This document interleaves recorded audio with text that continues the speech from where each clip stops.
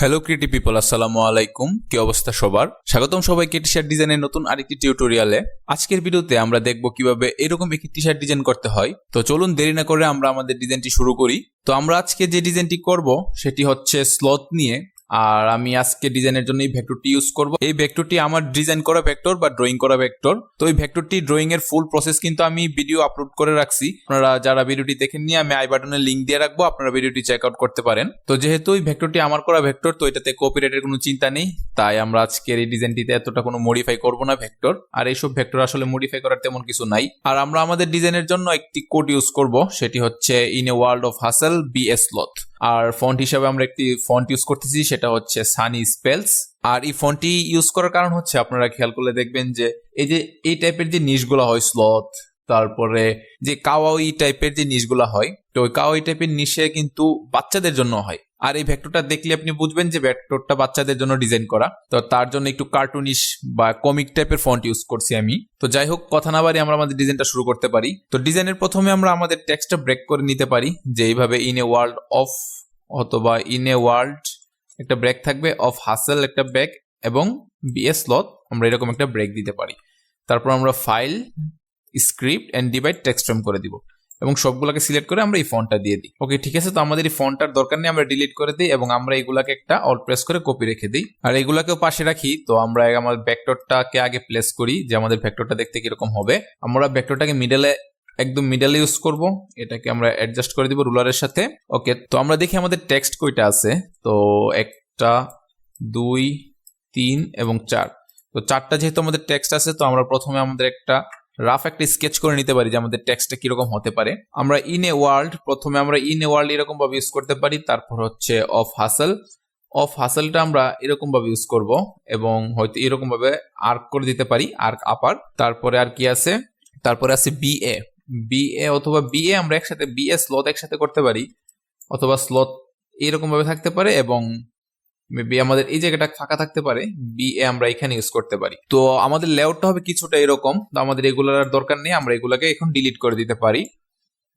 তো আমাদের ফন্ট বা টেক্সট ইউজ করার পর কিছু খালি জায়গা থাকবে এবং খালি জায়গাগুলোতে আমরা এই ভেক্টরগুলো দিয়ে আমরা খালি জায়গাটা ফিল আপ করে দিব। তো যাই হোক, তো আমরা প্রথমে আমাদের স্কেচ অনুযায়ী আমরা আমাদের টেক্সটটা প্লেস করে দিই। আমরা এটা রাইট ক্লিক করবো এবং ক্রিয়েট আউটলাইন করে দিব। আউটলাইন করে এটাকে মিডল অ্যালাইন করব এবং আর্ক করে দিতে পারি মাইনাস ডিরেকশনে, হয়তো 28 পিক্সেল। ওকে, এবং আমরা এক্সপেন্ড করে দিব। এক্সপেন্ড করে আমরা মিডল আবার অ্যালাইন করব, করে আমরা এটা এখানে রাখতে পারি এবং এটাকে উপরে তুলে দেই। ঠিক আছে। তারপর আমরা অফ হাসেল রাইট ক্লিক এবং ক্রিয়েট আউটলাইন করে দিব। আচ্ছা, আমরা সবগুলা রাইট ক্লিক এবং ক্রিয়েট আউটলাইন করে দিই, বারবার এক কাজ করার দরকার নেই। তো আমরা অফ হাসেলটাকে মিডল অ্যালাইন করব, মিডল অ্যালাইন করে আমরা এটাকে এইখানে আমরা অ্যাডজাস্ট করে দিব এতটুকু। তো তারপর আমরা এটাকে সিলেক্ট করে ইফেক্টে গিয়ে র্যাপ এবং আর্ক আপারটা দিয়ে দিব। এত বড় না, আমরা একটু ছোট করতে পারি। হ্যাঁ, এরকম ফাইন। তো আমরা দুইটা হয়তো আমরা এটাকে আগে এক্সপেন্ড করে নেই এবং এটাকে একটু নিচে নামিয়ে দিতে পারি। এটাকে আমরা নিচে নামিয়ে দিই। তারপর হচ্ছে বিএ। তো বিএ টেক্সটটা আমরা সেম আমরা যেভাবে স্কেচ করছি, তো আমরা স্কেচের মতো ইউজ করব। আমরা এটাকে এইখানে ইউজ করব, সেম এই জায়গাটাতে একদম। এটা যেহেতু আমাদের কোনো ফোকাস টেক্সট না, তো এটাকে এত বড় রাখার আমাদের কোনো দরকার নেই, আমাদের এই টেক্সটটা থাকলেই হবে। তো আমরা এগুলাকে আরো নিচে নামিয়ে দিতে পারি।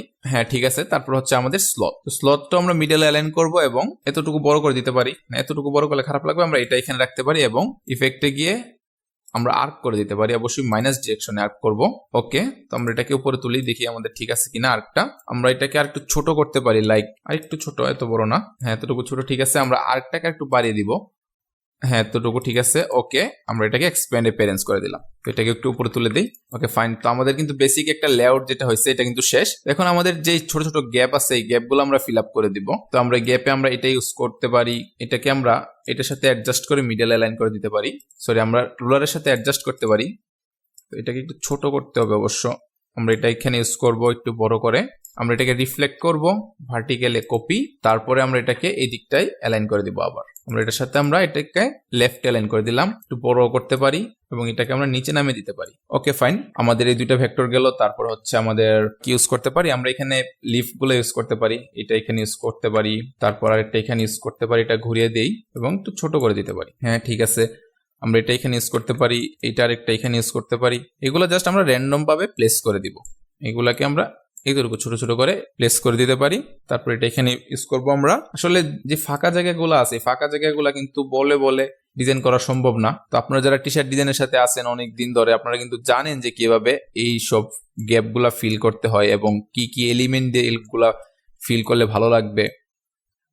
তো আমি এগুলাকে আর ইউজ না করি, অনেক ইউজ করে ফেলছি। তো এখন যে বাকি ফাঁকা জায়গাগুলো আছে ওইগুলোতে আমরা ডট ডট দিয়ে ফিল আপ করে দিব। তো আমরা ব্রাশে গিয়ে আমরা একটা ব্রাশ ইউজ করতেছি। তো আমি ব্রাশটা ইউজ করবো, এই ব্রাশটা হচ্ছে যে প্রেসার সেন্সিটিভ ব্রাশ, আমি আমার ট্যাবলেট ইউজ করতেছি তাই এই ব্রাশটা ইউজ করতেছি। কারণ হতেছে আমরা যদি মাউস দিয়ে ক্লিক করি, আমি এখানে মাউস দিয়ে ক্লিক করলাম আবার ক্লিক করলাম, দেখবেন যে সবগুলা শেপ কিন্তু একদম সমান আসতেছে। তো আমি চাই না যে সবগুলা সমান আসুক, আমি চাচ্ছি যে আমার শেপগুলা এই যে এরকম কোনটা ছোট আসবে, এই যে কোনটা ছোট কোনটা বড় কোনটা ছোট এরকম ভাবে শেপ আসবে, তার জন্য আমি আমার ট্যাবলেট ইউজ করতেছি। তো আমরা এগুলাকে জাস্ট নিজের মতো করে এখানে ডট দিয়ে আমাদের যে গ্যাপগুলো আছে এই গ্যাপগুলো আমরা জাস্ট ফিল আপ করে দিব। এখানে আর কোনো নিয়ম নেই যে আপনি এখানে ডট দিতে হবে ওইখানে ডট দিতে হবে, এখানে বেশি ওইখানে কম, কোনো নিয়ম নেই। সো আপনারা নিজের মতো করে ডটগুলা দিয়ে, বা আপনার কথা হচ্ছে আপনাদের ডিজাইনটা সুন্দর হতে হবে। এখন ডিজাইনটা আপনি কিভাবে সুন্দর করবেন সেটা পুরোটাই আপনার উপরে। আপনি চাইলে এখানে আমি যে এলিমেন্টগুলো ইউজ করছি আপনি অন্য এলিমেন্ট ইউজ করতে পারতেন, বা আপনার ক্রিয়েটিভিটি যেদিকে যায় আপনি যদি গুগল করতেন আরো ভালো ভালো ডিজাইন দেখতে পারতেন। তো অবশ্যই ডিজাইন করার আগে গুগল করবেন এবং টেক্সটের স্পেলিং ঠিক আছে কিনা, টেক্সটে কোনো কপিরাইট আছে কিনা এই সবগুলো সব সময় খেয়াল রাখবেন। কারণ স্পেলিং মিস্টেক বা কপিরাইট এগুলা কিন্তু গুগলে, বা আপনি যদি কোনো স্টক সাইট বা কোনো পিউডি সাইটে সেল করতে চান এগুলো কিন্তু সেল করতে পারবেন না, কারণ ভুল জিনিস তো কেউ আর কিনবে না। তো আমরা হয়তো এতটুকু ইউজ করতে পারি, আমরা আর না দেই। ওকে, তো আমরা যেহেতু এখানে ব্রাশ ইউজ করছি তো অবশ্যই আপনারা জানেন যে এখানে এগুলা ইফেক্ট হয়ে আছে, আমরা অবজেক্টে গিয়ে এক্সপেন্ড করে দিব। তো এক্সপেন্ড করার পর এখন আমরা আমাদের ডিজাইন কিন্তু শেষ। আমরা জাস্ট ডিজাইন আমাদের কালার ইউজ করব, কালার বলতে বেশি কিছু ইউজ করব না, আমরা আমাদের টেক্সটগুলো সিলেক্ট করব, সিলেক্ট করে আমরা মেবি কালারটা দিয়ে দিতে পারি। এবং আমাদের যে হোয়াইট ডটগুলো আছে ডটগুলোকে আমরা ম্যাজিক ওয়ান টুল দিয়ে সিলেক্ট করব।